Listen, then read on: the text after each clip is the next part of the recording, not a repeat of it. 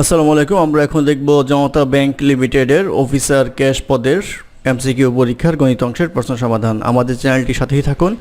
আমরা প্রতি শুক্রবার চেষ্টা করি যে কোনো চাকরির পরীক্ষার পর গণিত সমাধান ভিডিও আকারে আপলোড দেওয়ার জন্য। অঙ্ক শুরু হবে 41 নম্বর অঙ্ক দিয়ে। 41 নম্বর অঙ্ক ছিল there is 60% increase in an amount in 6 years at simple interest. What will be the compound interest of টাকা 12,000 after 3 years at the same rate? অর্থাৎ বলা আছে 6 বছরে একটা সিম্পল ইন্টারেস্টে একটা অ্যামাউন্ট 60% বেড়ে যায়, তাহলে সেই একই ইন্টারেস্ট রেটে যদি 3 বছরে 12,000 টাকা ইউজ করা হয় তাহলে ইন্টারেস্ট কত হবে? তো যেহেতু 60% 6 বছরে বাড়ে, সিম্পল ইন্টারেস্টের ক্ষেত্রে আমরা বলতে পারবো প্রতি বছর বাড়ে হচ্ছে 10%, তাহলে রেট অফ ইন্টারেস্ট হবে হচ্ছে 10%। তো 12 বছর হিসাব করলে আমরা ইন্টারেস্ট সহজ এটা পাই C = P × 1 + R whole to the power n। এখানে আমরা প্রিন্সিপাল অ্যামাউন্ট হচ্ছে 12,000,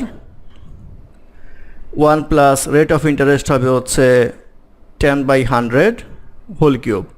তো এটা ক্যালকুলেশন করলে আপনারা পাবেন হচ্ছে 15,972 টাকা। এটা হবে আমার 3 বছরের ইন্টারেস্ট সহ। তো আমাদের মূল টাকাটা কত? প্রিন্সিপাল অ্যামাউন্ট হচ্ছে আমাদের 12,000 টাকা। তাহলে 12,000 টাকা যদি আমরা 15,972 থেকে বিয়োগ করি তাহলে আসবে 3,972 টাকা। 3,972 টাকা হবে হচ্ছে কম্পাউন্ড ইন্টারেস্ট। এটি হবে এই প্রশ্নের উত্তর। তারপর প্রশ্ন নাম্বার 42। নাম্বার 42তে বলা আছে a system of equation is শোন বিলো। দেওয়া আছে x + l = 6, x - m = 5, x + p = 4, x - q = 3। প্রশ্ন করা হয়েছে what is the value of l + m + p + q। তো আমরা যেটা করব সেটা হচ্ছে x + l = 6 হিসাবে সুবিধার্থে এখানে মাইনাস নিয়ে নিব, তাহলে -x + m = লিখে যাবে হচ্ছে -5 -1 দ্বারা গুণ করে উভয় পক্ষে, x + p = 4 আর এটা হবে -x + q = -3। এখন যদি আমরা সবগুলি যোগ করি তাহলে এই -x + x কাটা আর থাকবে হচ্ছে l + m + p + q আসবে হচ্ছে 6 - 5 + 4 - 3। এটা ক্যালকুলেশন করলে পাওয়া যাবে হচ্ছে 2। এই 2 হবে এই প্রশ্নের উত্তর। তারপরে প্রশ্ন নাম্বার 43। নাম্বার 43তে বলা আছে what would be the measure of the perimeter of a square whose area is equal to 256 square centimetre. তো বলা আছে একটা বর্গক্ষেত্রের ক্ষেত্রফল হচ্ছে 256 স্কোয়ার সেন্টিমিটার। তো পেরিমিটার কত হবে? পেরিমিটার মানে হচ্ছে পরিসীমা। ক্ষেত্রফল যদি এ ধরা হয় বাহুর দৈর্ঘ্য, স্কোয়ার = আসবে হচ্ছে 256 বা a = পাওয়া যাবে হচ্ছে 16। পেরিমিটার হচ্ছে 4 বাহুর যোগফল, তাহলে 4a হবে হচ্ছে পেরিমিটার, তাহলে 4 × 16 আসবে হচ্ছে 64 সেন্টিমিটার। 64 সেন্টিমিটার হবে হচ্ছে পেরিমিটার। এটি হবে এই প্রশ্নের উত্তর। তারপর প্রশ্ন নাম্বার 44। নাম্বার 44-এ বলা আছে in the figure if AB = 8, BC = 6, AC = 10 and CD = 9 then AD = what? তো চিত্রটা যদি আমরা আঁকি তাহলে দেওয়া আছে এমন A B C D, এটা দেওয়া আছে 8, এটা দেওয়া আছে 6, এটা দেওয়া আছে 9, এটা বের করতে বলা হয়েছে। তো ABD এইটা একটা সমকোণী ত্রিভুজ। পিথাগোরাসের উপপাদ্য অনুসারে আমরা পাবো হচ্ছে AD² = AB² + BD²। তো AB² মানে হচ্ছে এখানে 8² আর BD² মানে হচ্ছে 6 + 9 15² আসবে হচ্ছে 64 + 225 আসবে হচ্ছে 289। এই 289 হচ্ছে AD² এর সমান। তাহলে AD = কত হবে? √289 আসবে হচ্ছে 17। তাহলে AD এর মান হবে হচ্ছে 17। এটাই হবে এই প্রশ্নের উত্তর। তারপর প্রশ্ন নাম্বার 45। নাম্বার 45-এ দেওয়া আছে mister Ronaldo can finish a task in 20 days and Mr. Messi can do it in 30 days. With the help of Mr. Saleh, they did the job in 10 days only. Then, how many days are necessary to complete the task by Mr. Saleh alone? এখানে বলা আছে Ronaldo যে কাজ করে সে করতে পারে হচ্ছে 20 দিনে, মেসি কাজ করে হচ্ছে 30 দিনে আর সালে সহ তারা কাজ করে হচ্ছে 10 দিনে।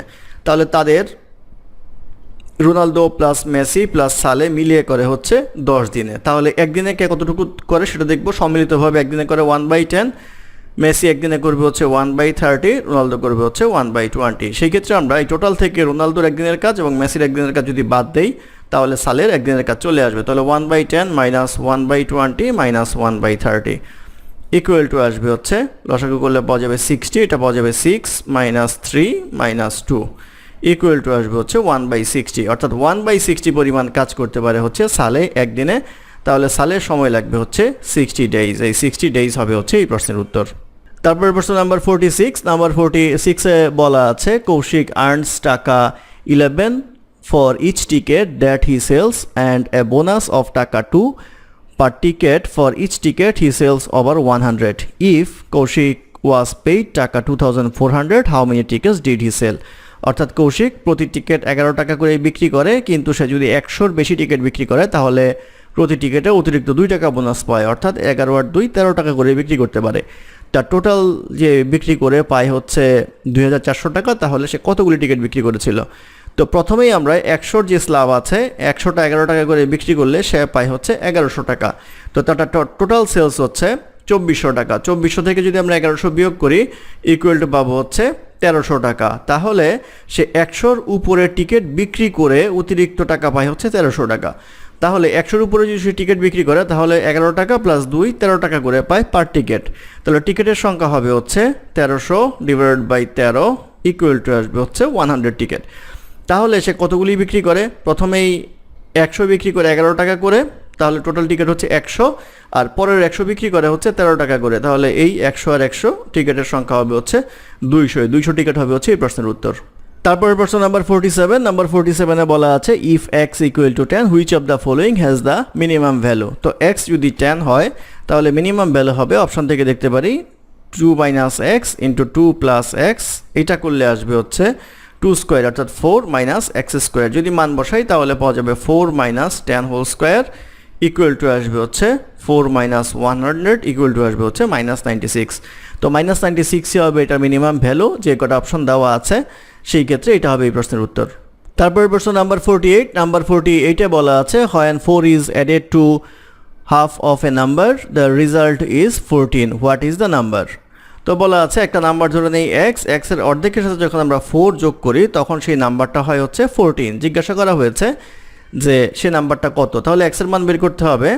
তাহলে x by 2 equal to 14 minus 4 equal to আসবে হচ্ছে 10, বা x ইকুয়াল টু আসবে হচ্ছে 20 হবে এই প্রশ্নের উত্তর।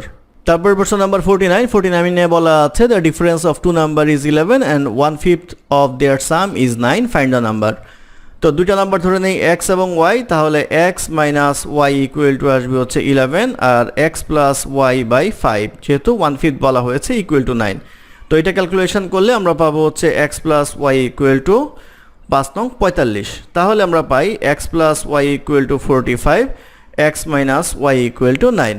তো এটা যদি আমরা যোগ করি তাহলে পাবো 2x ইকুয়াল টু 56, বা x ইকুয়াল টু পাওয়া যাবে 28। তো x যদি 28 হয় y ইকুয়াল টু আসবে হচ্ছে 45 মাইনাস 28 ইকুয়াল টু আসবে 17। তাহলে মান হবে 28 অ্যান্ড 17, এটি হবে এই প্রশ্নের উত্তর। তারপরে প্রশ্ন নাম্বার 50, নাম্বার 50-এ বলা আছে if a to the power x equal to b, b to the power y equal to c and c to the power y equal to a, then the value of x y z is। তো আমাদের দেওয়া আছে a to the power x equal to b, b to the power y equal to c R c to the power z equal to a। x y z এর মান বের করতে বলা হয়েছে। তো c to the power z equal to a যদি দিয়ে আমরা শুরু করি, c এর মান এখানে দেওয়া আছে হচ্ছে b to the power y, তাহলে b to the power y whole to the power z equal to a। আবার b এর মান দেওয়া আছে a to the power x, তাহলে a to the power x y z equal to a। শুধু a থাকলে তার উপরে পাওয়ার একটা 1 হয়, যেহেতু বেস সমান পাওয়ার সমান সেহেতু x y z equal to আসবে হচ্ছে 1, এটি হবে এই প্রশ্নের উত্তর। তারপর প্রশ্ন নাম্বার 51, নাম্বার 51-এ বলা আছে the length of the sides of triangle are in the ratio of 3:5:6, if the perimeter of the triangle is 70, what is the length of the longest side.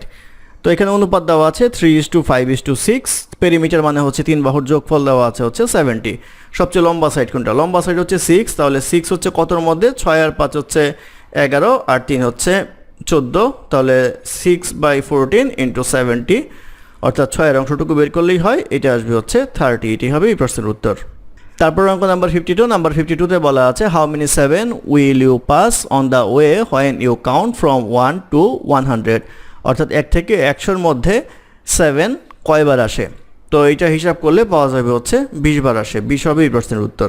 তারপর প্রশ্ন নাম্বার 53, নাম্বার 53তে বলা আছে P sells a product to Q and makes a profit of 25%. Q sells it to R at a loss of 20%. If R buys it for 140, what price did P pay for it? অর্থাৎ বলা আছে P Q এর কাছে বিক্রি করে 25% প্রফিটে, Q R এর কাছে বিক্রি করে 20% লসে, এবং R যদি 140 টাকা দিয়ে সে সেটা কিনে, তাহলে P কত টাকা দিয়ে কিনেছিল?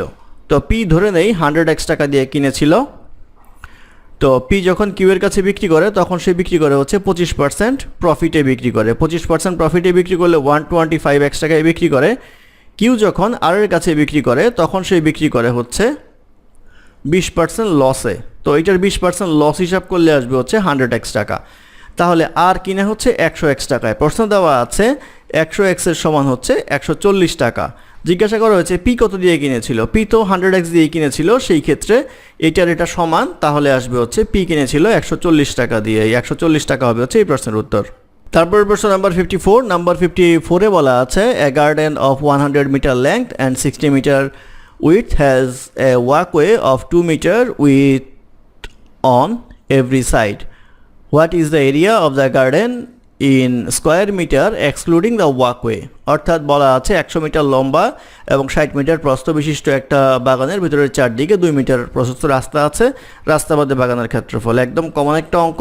এটা হচ্ছে 100, এটা হচ্ছে 60। যদি এখান থেকে এইভাবে 2 মিটার কল্পনা করেন তাহলে এটা চলে আসবে হচ্ছে 96, কারণ হচ্ছে 100 থেকে এদিকে 2 মিটার, এদিকে 2 মিটার কমবে 96, আর 60 থেকে এদিকে 2 মিটার, এদিকে 2 মিটার কমলে আসবে হচ্ছে 56। তাহলে ক্ষেত্রফল হবে হচ্ছে 96 ইন্টু 56। এটা ক্যালকুলেশন করলে পাওয়া যাবে হচ্ছে 5376, অর্থাৎ 5376 হবে হচ্ছে এই প্রশ্নের উত্তর। তারপরে প্রশ্ন নাম্বার 55, নাম্বার 55-এ বলা আছে which one is true for the mathematical expression? এটা হচ্ছে 2 to the power n plus 2 to the power n minus 1 divided by 2 to the power n plus 1 divided by 2। তো এটা ক্যালকুলেশন করলে 2 to the power n plus 1 divided by 2 করলে পাওয়া যাবে হচ্ছে 2 to the power n, এটা করলে পাওয়া যাবে হচ্ছে 2 to the power n plus 2 to the power n into 1/2, কারণ 2 to the power inverse 1 হচ্ছে 1/2 এর সমান। ইকুয়াল টু করলে নিচে আসবে 2 to the power n, উপরে যদি 2 to the power n common নেই তাহলে 1 plus 1/2 আসবে। Equal to 2 to the power n 2 to the power 1 কাটা হয়, তাহলে এইটা আসবে হচ্ছে 3/2। এই 3/2 হবে হচ্ছে এই প্রশ্নের উত্তর। তারপর প্রশ্ন নাম্বার 56, নাম্বার 56-এ বলা আছে 2 to the power 30 plus 2 to the power 30 plus 2 to the power 30 plus 2 to the power 30 equal to কত? তো 2 to the power 30 plus 2 to the power 30 plus 2 to the power 30 plus 2 to the power 30 equal to কত? তো এখানে হচ্ছে 4টা 2 to the power 30, তাহলে 4 into 2 to the power 30 লেখা যায়। ইকুয়াল টু আমরা লিখবো 4কে লেখা যায় 2 square into 2 to the power 30। যেহেতু বেস বেস সমান, পাওয়ারগুলি যোগ হবে 2 to the power 2 plus 30 equal to আসবে হচ্ছে 2 to the power 32। এই 2 to the power 32 হবে হচ্ছে এই প্রশ্নের উত্তর।